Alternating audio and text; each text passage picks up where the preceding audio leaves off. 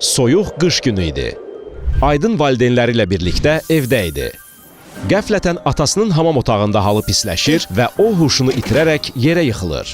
Aydın atasını bu vəziyyətdə görüb, məktəbdə keçilən təlimləri xatırlayaraq hərəkətə keçir. Qazın borusunun vinçilini bağlayır, pəncərələri açır, təmiz hava almaq üçün atasını pəncərə qarşısına gətirməkdə anasına kömək edir və təcili tibbi yardım çağırır. Ölüm riskinə səbəb olan dəm qazı təhlükəsinin yaranmaması üçün qaz cihazı saz və standartlara uyğun olmalı. Cihaz olan məkanın hündürlüyü 2 metr 20 santimetrdən az olmamalı. Hava çəkən sistem işləməli, nəfəslik açıq olmalı. Hamam otağında ventilasiya borusu, qapının aşağısında dəliklər olmalı. Tüstü bacaları ildə 2 dəfə təmizlənməlidir.